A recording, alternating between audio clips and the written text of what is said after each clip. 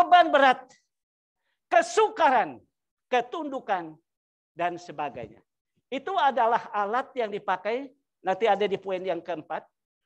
Alat yang dipakai untuk dua binatang dan dipasang untuk mengikat dan mereka akan terikat di dalamnya. Nah, Bapak Ibu yang dikasihi Tuhan, yang dimaksudkan di sini adalah beban berat, kesukaran, dan dalam arti positifnya ketundukan sebagai lambang misalnya. Kalau kita melayani minggu pertama ada stola yang dipakai itu. Kalau kita pakai tepik leher, itu dalam arti rohani tanda penundukan kepada Tuhan dalam pelayanan. Kalau pilgrim di sini ada artinya. Di sini Kristus. Dan ada 7 poin di dalam ini. Ketika kita pasang, ini bukan hiasan. Ada 3 isinya yang harus ada di dalam hati kita. Kekudusan dalam bersaksi. Artinya ketika berdiri di sini. Ingat, benar-benar siap melayani Tuhan dalam kekudusan. Roh yang menyala-nyala, dan seterusnya. Bapak Ibu yang dikasih Tuhan, tali kuk yang harus dipaskan sini ada di dalam Matius. Pikulah kuk yang kupasang dan belajar kepadaku, karena aku lemah lembut dan rendah hati, dan jiwamu akan mendapatkan ketenangan. Sebab kuk yang kupasang itu enak dan bebanku ringan. Apa yang Yesus maksudkan di sini? Sebelumnya Bapak Ibu sekalian, orang-orang Israel atau orang Yahudi, imam-imam selalu menegaskan dalam ajaran mereka, ikuti Taurat dengan sempurna. Lakukan hukum Taurat dengan baik. Segala perintah Tuhan kerjakan dengan sempurna. Ternyata orang tidak sanggup. Karena berbuat sesuatu yang baik menurut aturan dengan sempurna, tidak sanggup. Itu satu beban berat yang luar biasa. Yesus mengajarkan pada mereka bahwa kuk yang kupasang itu enak dan ringan. Artinya apa? Di dalam kita menjalani hidup ini, hiduplah di dalam kasih. Di dalam kasih kepada Tuhan, di situlah kita bebas dalam arti mengasihi orang yang menyakitkan kita, mengasihi orang yang mendukung kita, mengasihi orang yang barangkali mengecewakan kita. Tidak ada beban. Ketika kita hidup di dalam kasih, kasih itu membuat kita bisa menerima siapapun. Tidak ada beban. Yang Yesus maksudkan dengan kuk di sini, Dia memberikan kita pikul kuk, artinya terimalah perjanjian dengan Allah, yaitu kasih yang daripadanya. Kuk itu artinya ada 2 di situ. Ada 2 hal yang ada di situ. Yesus dan kita sejalan, seiring. Ketika ikatan itu ditaruh di dalam kita, kita diikat bersama Yesus. Pikiran Yesus, hati Yesus, kita terikat dalam perjanjian dengan Yesus. Kita berjalan dengan Yesus. Kita tidak sembarangan ke kiri ke kanan. Itu sebabnya Bapak Ibu sekalian, beban yang kuberikan, kuk yang kupasang adalah enak dan bebanku ringan.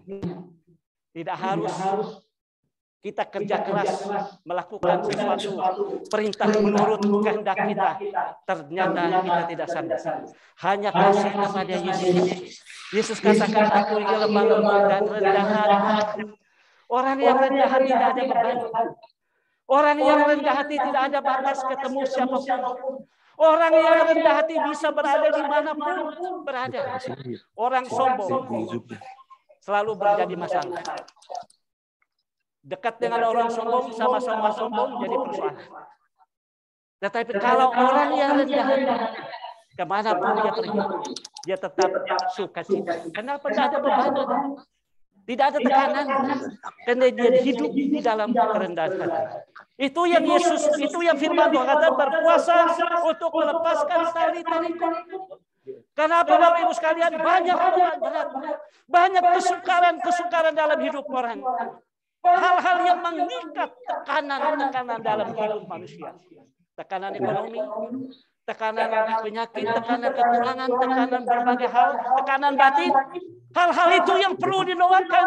Karena tekanan-tekanan itu membuat orang menderita. Tekanan-tekanan itu membuat orang sengsara. Sehingga perlu kita puasa agar mereka dilepaskan. Tuhan sanggup mengerjakannya, Bapak Ibu sekalian.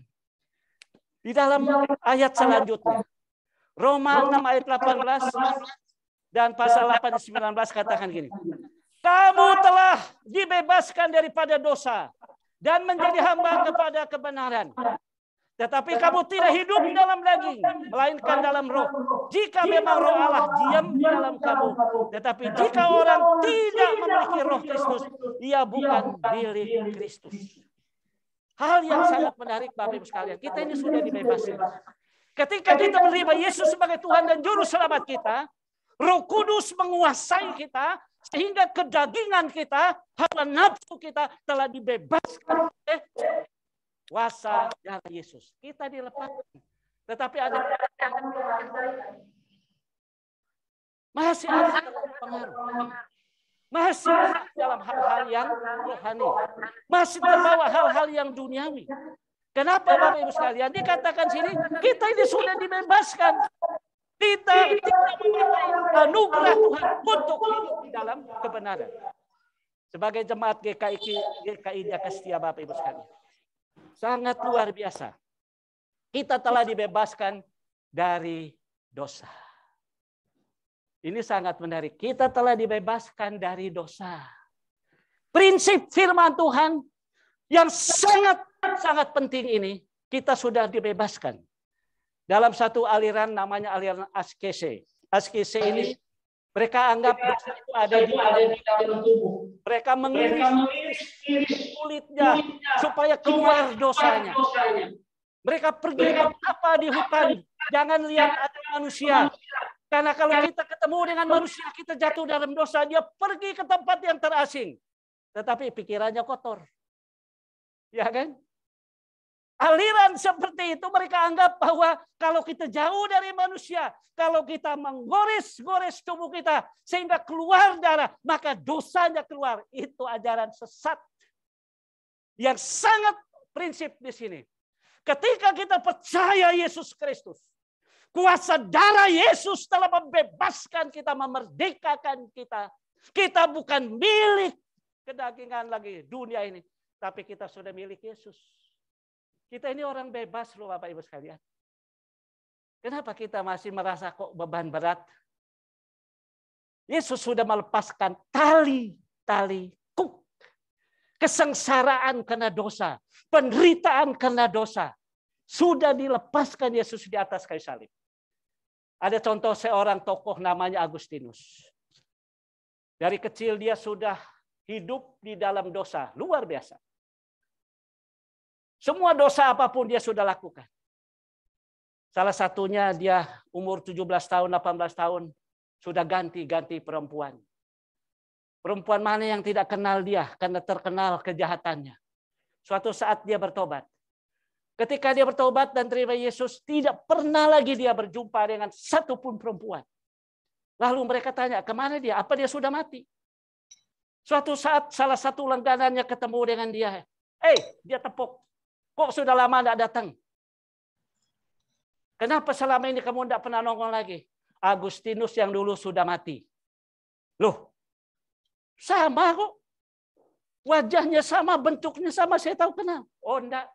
Agustinus yang dulu sudah mati. Yang ini adalah Agustinus yang baru. Apa artinya? Memang secara tubuh, wajah, memang dia adalah Agustinus yang sama. Tetapi perubahan karakter, perubahan hati, perubahan hidup, perubahan hati dan pikirannya sudah bersih. Dia meninggalkan manusia lama. Dia sudah mati terhadap manusia lama. Hidup kembali di dalam kebenaran. Ini yang penting. Ini sangat serius. Itu yang harus dilepaskan. Masih banyak orang yang bawa terus. Sekalipun janji berkat Tuhan besar buat dia tahun 2022. Kalau manusia lama dibawa terus, tidak akan beres. Berapa kali pun kita masuk tahun baru. Berapa kali pun kita masuk tahun dan tahun demi tahun. Kalau karakter yang sama kita bawa, tidak ada pertobatan, sia-sia semua. Firman Tuhan katakan, kita berpuasa. Untuk apa? Supaya melepaskan tali-tali kuk. Tali-tali kuk yang mengikat tadi, yaitu kejahatan, dan kesengsaraan, penderitaan. Kita lihat yang ketiga, saudara. Berpuasa yang ketiga untuk apa? Memerdekakan orang yang teraniaya. Apa itu teraniaya? Adalah menyiksa orang lain dengan sewenang-wenangnya. Penindasan. Di sini kita lihat salah satu video atau satu foto. Bagaimana anak-anak remaja di satu tempat, mereka sedang menyiksa temannya. Mereka sedang melakukan hal-hal yang jahat terhadap sesama teman. Berapa banyak orang-orang yang teraniaya, Bapak Ibu sekalian. Ini salah satu bentuk yang harus kita perhatikan. Di dalam puasa kita, salah satu poin yang menjadi doa kita, pujian dan sembah kepada Tuhan adalah memerdekakan orang yang teraniaya. Orang yang sering menyiksa orang lain. Orang yang sering membuat susah orang lain. Orang yang sering membuat masalah bagi orang lain. Orang itu perlu dibawa dalam doa. Kita lihat Kisah Para Rasul 9 ayat 4 dan 5 katakan. Contoh Rasul Paulus. Ia rebah ke tanah dan kedengaranlah olehnya suatu suara.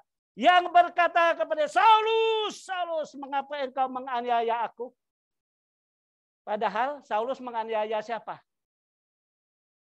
Seharusnya Saulus sedang pergi menganiaya orang Kristen. Dia sedang berapi-api dan membawa surat izin untuk menganiaya orang Kristen. Teriaklah Tuhan dari surga. Tuhan Yesus katakan, mengapa engkau menganiaya aku? Hati-hati Bapak Ibu sekalian. Setiap perbuatan yang kita lakukan dengan sesama kita, mungkin kita pukul istri kita, pukul suami kita, pukul anak kita sampai mungkin geger otak, kita sedang melakukan satu yang jahat terhadap Tuhan. Saya ingat khotbah Yusuf Runi katakan gini, dua orang kumpul dan menamaku, aku ada di tengah-tengah mereka. Dia bilang apa? Ayat firman Tuhan itu, kalau Tuhan di tengah kita, waktu kita pukul, itu ya, kita tonjok istri kita atau suami kita, yang kena duluan siapa katanya? Yesus, karena dia di tengah. Masuk akal juga ya. Ya kan? Kita pukul anak kita karena dia ada di tengah-tengah, katanya yang kena duluan siapa? Yesus. Pada waktu Paulus berapi-api membunuh, menganiaya orang-orang Kristen, teriaklah Tuhan dari surga, kamu sedang menganiaya aku. Kamu sedang melakukan kejahatan terhadapku. Kita pikir kalau kita lakukan sesuatu yang jahat terhadap orang, puas kita, rasain dia, kapok dia. Sebenarnya yang sakit dengan kata-kata kita itu adalah Tuhan Yesus. Ingat, siapapun yang kita tahu tidak mungkin tidak menyenangkan hati kita. Mungkin membuat kita kecewa, amarah. Ingat, Yesus katakan pembalasan adalah hakku. Hebat. Ada video yang dikirim Pak Bambang. Pak Bambang ada ya? Iya. Saya lihat tuh, saya tonton sampai habis tuh video yang dikirim Pak Bambang kemarin. Bagaimana awalnya orang ini punya satu kerinduan yang jahat dan dia akhirnya ditangkap oleh Tuhan Yesus. Baru dia katakan, tidak pernah saya lihat ajaran di dunia ini. Si Bapak siapa lagi namanya? Wah, Bapak Ibu ada dikirim di grup jemaat. Dia katakan bagaimana ajaran Yesus sangat hebat, termulia. Ini diakui. Tampar pipi kiri, kasih pipi kanan. Wow, kalau orang dunia nih, tampar pipi kiri, tonjok 10 kali. Balas. Dia bilang luar biasa ajaran Yesus. Yesus mengajarkan tampar pipi kiri, kasih pipi kanan. Dikutuk. Dia bilang harus memberkati. Saya ingat dulu zaman transformasi Bapak Ibu sekalian. Begitu banyak orang bebas. Bebas demo, bebas maki-maki orang. Begitu Soeharto turun. Dan orang waktu itu bebas demo, bebas maki-maki orang. Salah satunya Bapak Ibu sekalian. Saya ingat betul khotbah Jainuddin MZ. Dia khotbah. Hari Minggu itu saya ingat betul di TV. Kalau bangsa kita begini terus. Kalau masyarakat sudah bebas melakukan kejahatan, melakukan hal-hal yang balas-membalas, jadi apa kita ini? Bangsa kita akan hancur kalau kita saling balas-membalas. Lalu dia bilang, Yesus mengajarkan. Duh, hebat ya. Ini, tampar pipi kiri, kasih pipi kanan. Yesus mengajarkan. Kalau videonya masih ada, saya ingat betul tuh khotbahnya. Yesus mengajarkan orang yang mengutuk harus diberkati. Terang-terangan dia ngomong itu. Dia seorang ustadz. Kenapa? Ajaran Yesus sangat luar biasa, Bapak Ibu sekalian. Tokoh apapun di dunia ini, pengajar apapun yang hebat di dunia ini, semua akui ajaran Yesus di atas segala-galanya. Salah satunya berdoa untuk berpuasa untuk memerdekakan orang yang teraniaya.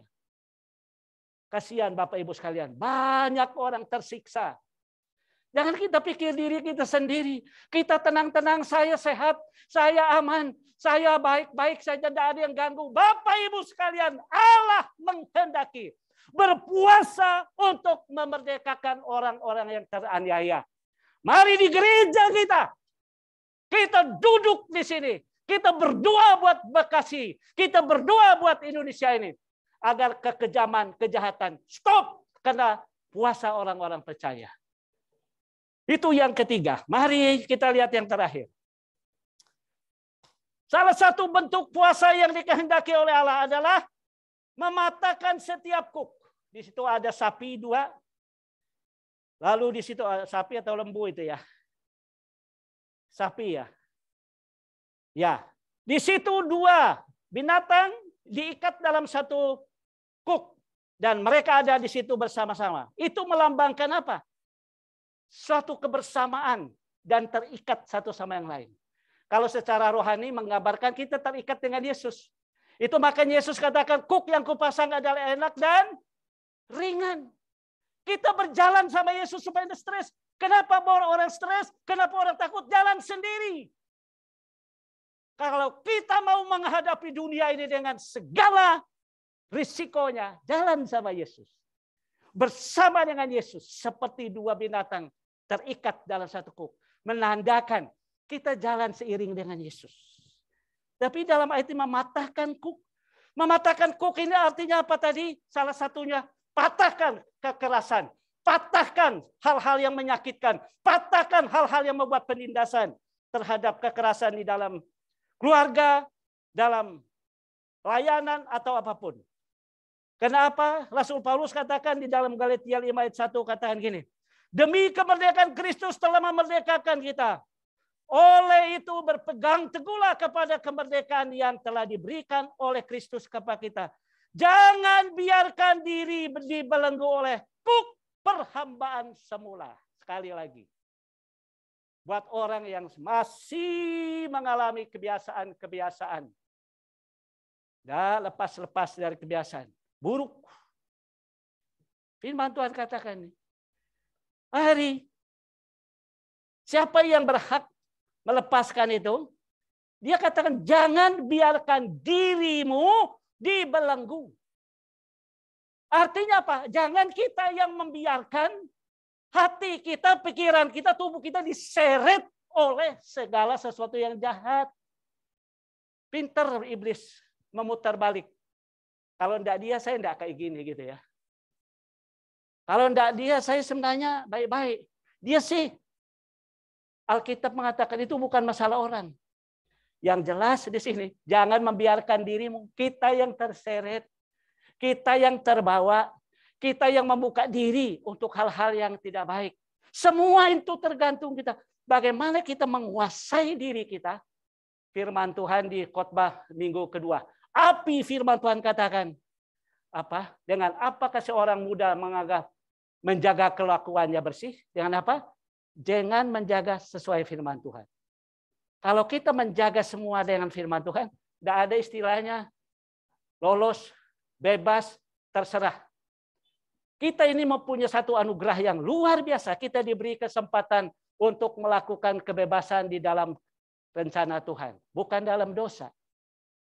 Kita boleh bebas melakukan apa. Tapi kalau bebas melakukan dosa, sayang sekali. Kita akan menghabiskan waktu sia-sia. Mari Bapak Ibu sekalian. Inilah salah satu bentuk puasa mematahkan setiap kuk. Di dalam 1 Korintus apalagi, adakah engkau hamba waktu engkau dipanggil?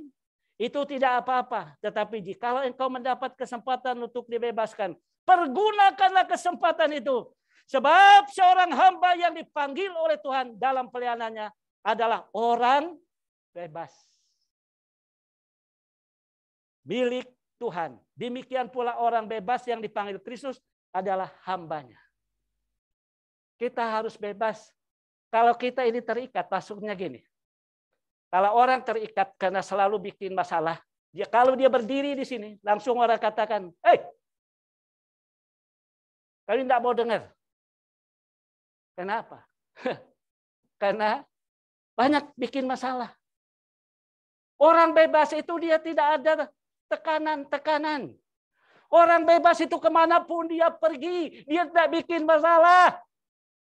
Yang bikin masalah orang yang melakukan kejahatan. Orang berbuat jahat karena kita baik. Tidak apa-apa Bapak Ibu sekalian.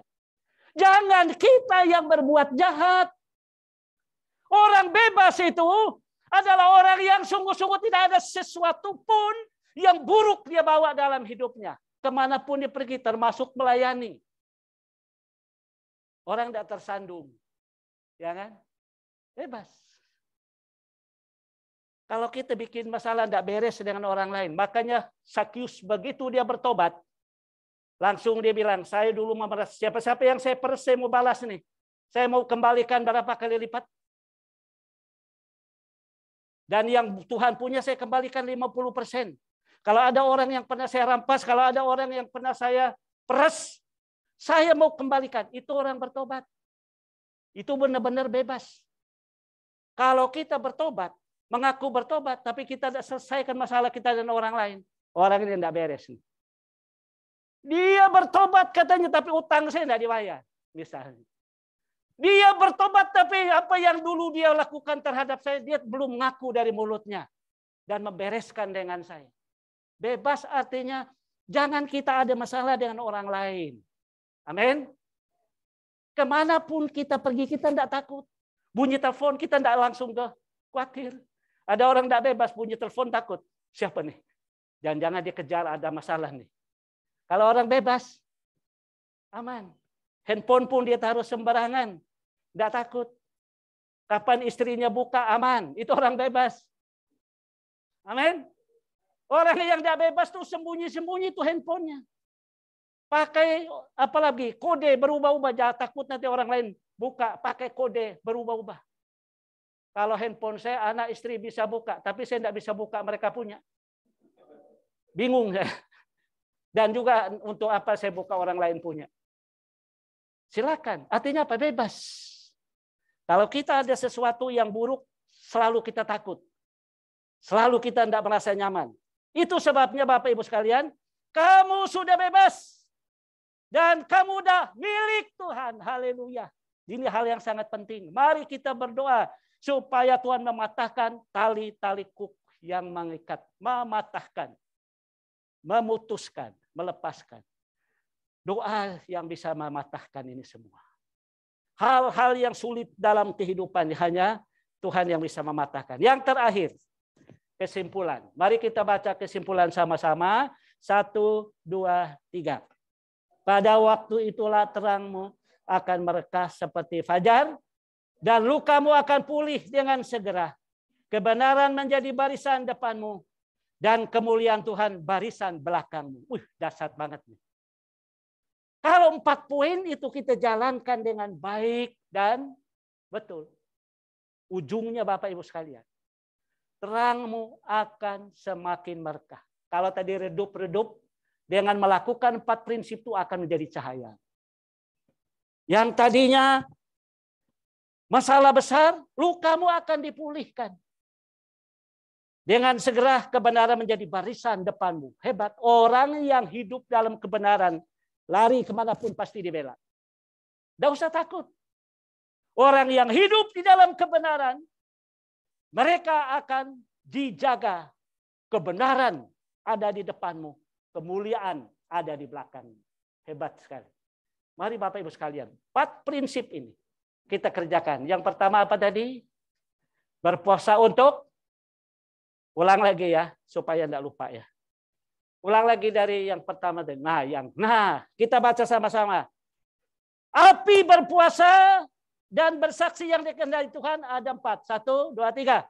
Membuka belenggu kelaliman, melepaskan tali-tali kuk, memerdekakan orang yang teraniaya, mematahkan setiap kuk. Cahaya terang Kristus, barisan kebenaran dan kemuliaan menyertai kita. Mari kita berdoa. Kiranya Tuhan meneguhkan firman Allah ini, sehingga ini membangun roh kami untuk melakukan hal-hal yang ajaib bagi-Mu Tuhan. Terang-Mu akan bercahaya dalam hidup kami. Kemuliaan-Mu akan hadir dalam hidup kami. Kebenaran-Mu menjadi barisan di depan kami. Itulah janji-Mu ya Tuhan. Kami percaya Allah akan mengerjakan dalam hidup kami. Baik pribadi, keluarga, dan seluruh jemaat. Terima kasih Bapa. Dalam nama Tuhan Yesus. Haleluya. Amin. Tuhan Yesus berkati kita. Amin. Ya, puji nama Tuhan. Saya yakin dan percaya kita semua diberkati dengan firman Tuhan yang telah disampaikan oleh hamba-Nya. Mari kita mau sama-sama melafalkan 7 gaya hidup Kristus dalamku. 3, 2, 1. Kekudusan hidup dalam bersaksi, roh yang menyala-nyala, iman yang taat, setia dalam kasih, tumbuh bersama, ucapan berkat, satu tubuh Kristus. Baik Bapak Ibu, kita akan memberikan persembahan kita yang terbaik buat Tuhan. Persembahan dapat disampaikan melalui kantong persembahan ataupun kantong yang ada di meja usher, ataupun bisa ditransfer ke rekening gereja. Dan sebelum kita memberi, kita akan sama-sama membacakan ayat firman Tuhan yang mendasari pemberian kita, terambil dari 1 Tawarik 29 ayat yang ke-14. Kita bacakan bersama-sama. 3, 2, 1. Sebab siapakah aku ini dan siapakah bangsaku, sehingga kami mampu memberikan persembahan sukarela seperti ini. Sebab daripada mula segala-galanya, dan dari tangan-Mu sendirilah persembahan yang kami berikan kepadamu. Selamat memberi dengan sukacita. Kita naikkan pujian kita dari NKI 173, Pelihara Suluh-Mu.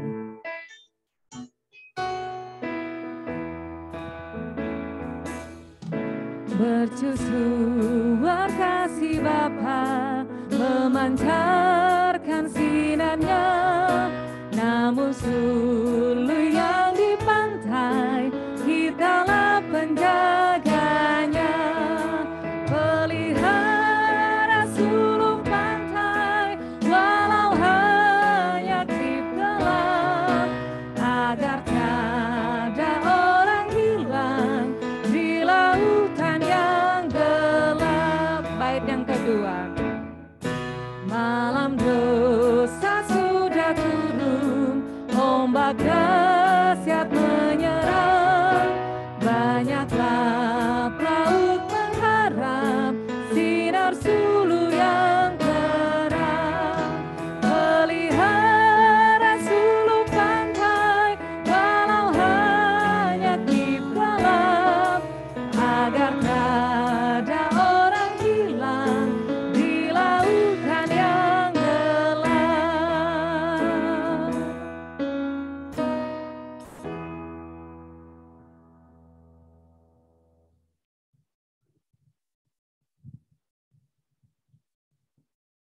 Salam Bapak Ibu, terima kasih atas pemberian persembahan, kiranya Tuhan memberkati.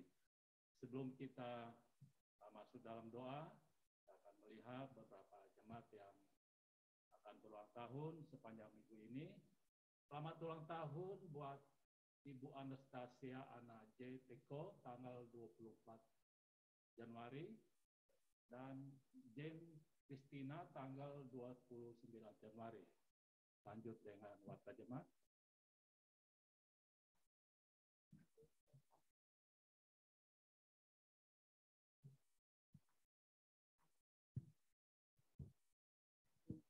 Kita akan melafalkan ayat hafalan untuk minggu depan. Kado ulang tahun untuk yang berulang tahun terdapat di dalam Korintus 1 ayat 5. 1 Korintus 1 Ayat 5. ayat 5. Sebab di dalam Dia kamu telah menjadi kaya dalam segala hal, dalam segala macam perkataan dan segala macam pengetahuan. Lanjut dengan warta jemaat.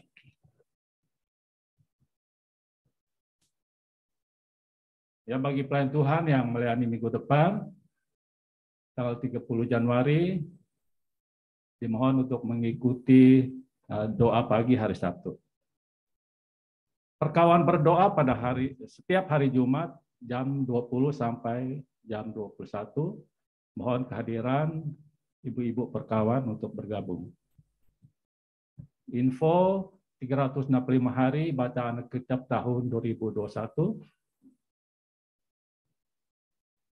Doa puasa BPJ dan tim 5PS dan pengurus seksi diadakan pada hari Sabtu tanggal 29 Januari jam 9 sampai dengan jam 4 sore di gereja. Mohon kehadiran pengurus dan seluruh seksi. Ya, kita akan melafalkan ayat hafalan. Kami undang Bapak Ibu untuk berdiri. 3, 2, 1. Wahyu 5 ayat 13b.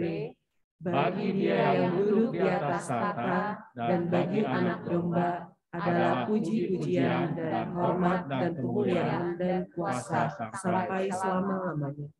Ya, mari kita satu di dalam doa. Bapa di dalam surga, kami mengucap syukur oleh karena kebaikan dan penyertaan-Mu sehingga kami boleh datang beribadah pada pagi hari ini. Kami juga mengucap syukur untuk pemberian persembahan. Kiranya Tuhan memberkati jemaat dengan limpahnya. Kami juga berdoa buat jemaat-jemaat yang berulang tahun di dalam minggu ini. Kiranya Tuhan karuniakan kesehatan dan berkat yang melimpah. Ucap syukur juga untuk jemaat sudah diberkati lewat firman Tuhan yang disampaikan oleh hamba-Mu. Kiranya firman yang sudah kami dengar dapat kami lakukan dalam kehidupan kami hari lepas hari. Berkati hamba-Mu, Pak Gembala kami dalam pelayanan dan juga dalam kehidupan pribadi dan keluarganya. Kami juga berdoa bagi jemaat yang dalam keadaan sakit, baik yang ada di rumah sakit maupun di rumah masing-masing. Kami ingat Eyang Juwarni, Bapak Suryana yang sakit bagian mata, dan pemulihan kesehatan Bapak Samuel Ambat, Ibu Martina Ambat, Saudara Tardi, dan Pak Kohar. Kiranya oleh bilur-bilurnya segala sakit penyakit disembuhkan. Kami juga doakan jemaat-jemaat yang bekerja baik sebagai karyawan dan wirausaha dan berbagai profesi. Kiranya Tuhan memberi hikmat dan kemampuan segala yang terbaik dari Tuhan dan Tuhan jadikan berhasil. Doa kami juga buat jemaat-jemaat yang sedang mencari pekerjaan.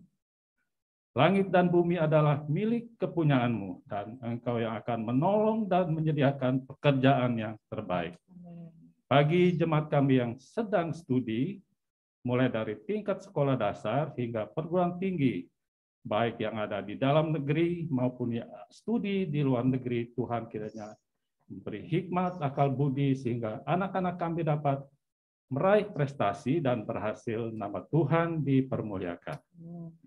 Bagi jemaat-jemaat kami yang lanjut usia, kami ingat Oma Farida, Oma Santi, Oma Siomoy, Oma Lince, Yang Juwarni, Opung Natal, Opung Ucok, Opa Pandi, Pak Geral, Pak John Indrawan, dan Ibu Liliana. Tuhan kiranya karuniakan kesehatan dan berkat yang melimpah, sehingga mereka senantiasa setia dalam iman percaya mereka. Berdoa juga untuk PWJ Bekasi Timur Regency, Bapak Pendeta John Ardi sebagai gembala, agar jemaat-jemaat di sana dapat kembali beribadah dengan leluasa. Segala bentuk gangguan-gangguan yang menyebabkan jemaat kami tidak beribadah dengan leluasa, kami tolak di dalam nama Tuhan Yesus.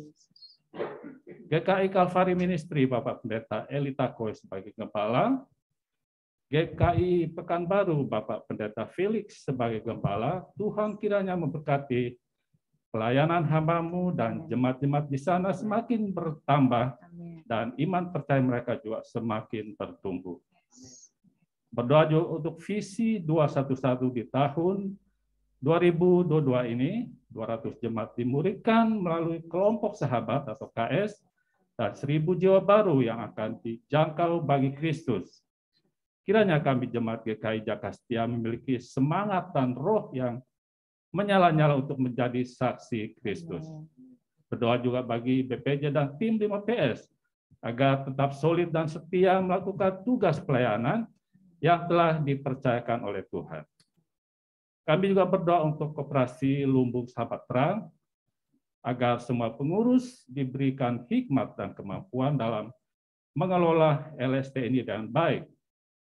Anggota-anggota LST juga berkomitmen melakukan kewajiban-kewajiban dan tanggung jawab mereka agar LST ke depan dapat berkembang dan dengan baik sehingga dapat memberkati banyak orang.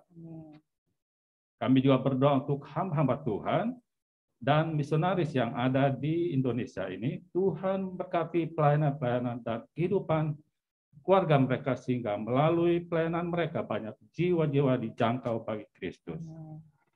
Kami juga berdoa bagi bangsa dan negara Republik Indonesia, bagi pemimpin-pemimpin kami, presiden dan wakil presiden, dan semua lembaga-lembaga tinggi negara, baik yang ada di eksekutif, legislatif, dan yudikatif. Tuhan berikan hikmat dalam setiap kebijakan dan keputusan yang dibuat, agar bangsa kami tetap aman dan damai baik secara politik, keamanan, dan ekonomi. Hindari juga bangsa kami dari perilaku-perilaku orang yang berpotensi menyebabkan disintegrasi bangsa, dan lindungi bangsa kami dari segala virus-virus dan penyakit yang membahayakan. Kami juga berdoa untuk bangsa Israel sebagai umat pilihan Tuhan. Kami percaya pada saatnya mereka akan percaya bahwa Kristus adalah Tuhan dan Juru Selamat yang mereka nanti-nantikan. Bapa di sorga, inilah doa syafaat kami yang jauh dari sempurna. Kiranya Roh Kudus yang menyempurnakan doa-doa kami. Dalam nama Tuhan Yesus, kami naikkan doa ini. Bapak Ibu Jemaat bersama seluruh umat percaya, kita bersama-sama mengucapkan pengakuan iman kita. Aku percaya kepada Allah, Bapa yang Maha Kuasa, Khalik langit dan bumi, dan kepada Yesus Kristus, Anaknya yang tunggal Tuhan kita, yang dikandung daripada Roh Kudus, lahir dari anak darah Maria, yang menderita sengsara di bawah pemerintahan Pontius Pilatus, disalibkan, mati dan kuburkan, turun ke dalam kerajaan. Pada hari yang ketiga, bangkit pula dari antara orang mati, naik ke surga, duduk di sebelah kanan Allah, Bapa yang Maha Kuasa, dan dari sana Ia akan datang untuk menghakimi orang hidup dan yang mati. Aku percaya kepada Roh Kudus, gereja yang kudus dan persekutuan orang kudus, pengampunan dosa, kebangkitan tubuh, dan hidup yang kekal. Amin. Ya, mengundang Bapak Gembala untuk menutup kita dalam doa berkat. Sebelum saya tutup dalam doa, besok saudara kita Yanto, Tuhan beri kepercayaan untuk berangkat ke Amerika karena tugas pekerjaan. Kalau kita lihat situasi yang ada di berbagai tempat di dunia ini, memang agak sulit, tapi ini mujizat. Saya mengundang Pak Yanto ke depan, karena biasanya BPJ doakan karena menjaga prokes kesehatan, biar saya di depan bersama Yanto berlutut. Dan kita semua dari sana dukung dalam doa ya. Mari kita dukung dalam doa. Bapa di surga, terima kasih. Kami sungguh bersyukur kehadirat-Mu Tuhan. Kurang lebih 3 bulan hamba-Mu Yanto ada di Jakarta dalam suatu persiapan untuk pekerjaan yang Tuhan percayakan. Kami sungguh percaya Tuhan Engkau sangat baik bagi hamba-Mu ini. Di tengah-tengah situasi yang sulit, Di tengah-tengah situasi yang begitu banyak halangan, rintangan, tapi Tuhan buka jalan buat hamba-Mu. Kami bersyukur Tuhan atas anugerah-Mu bagi hamba-Mu. Besok akan berangkat dalam tugas ke Amerika. Kami mohon penyertaan Tuhan atas hamba-Mu. Tutup bungkusin kuasa darah-Mu. Jauhkan segala mara bahaya, sakit, penyakit. Sertai hamba-Mu dalam perjalanan, bahkan dalam pekerjaan selama bertugas di sana. Tuhan lindungi, jauhkan virus-virus. Segala sakit, penyakit kami tolak dalam nama Yesus. Tuhan bersama hamba-Mu. Dan istri anak yang ditinggalkan di Kalimantan. Tuhan juga menyertai dan memberkati mereka. Terpujilah Bapa Surgawi. Dalam nama Bapa, Putra, dan Roh Kudus. Kami menyerahkan hamba-Mu yang ke dalam tangan kasih dan kemuliaan Tuhan ada di atasnya. Ini doa syukur kami Bapa. Terima kasih dalam nama Tuhan Yesus. Haleluya. Amin. Selamat bertugas, sukses semua.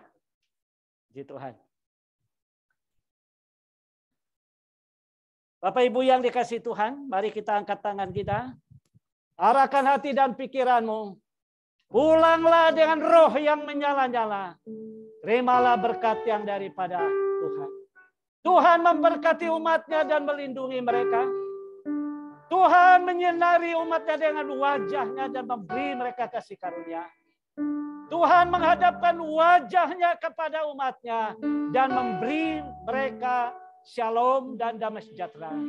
Baik yang ada di dalam ruangan ini maupun yang ada di rumah masing-masing. Kiranya kami semua dalam kasih, kemuliaan, dan sukacita Allah hari lepas hari sampai selama-lamanya. Haleluya, haleluya. Amin, amin, amin, amin. Kau Allah yang besar. Kau Allah yang besar, ajaib dan mulia. Kau Yesus yang selalu membuatku terpesona. Segala pujian bagi-Mu ya Tuhan. Hanya Kau yang layak ku agungkan. Hanya Kau yang layak ku agungkan. Hanya Kau yang layak ku agungkan. Berikan kemuliaan buat Tuhan. Silakan duduk. Selamat bersaat teduh dan selamat hari Minggu. Tuhan Yesus memberkati.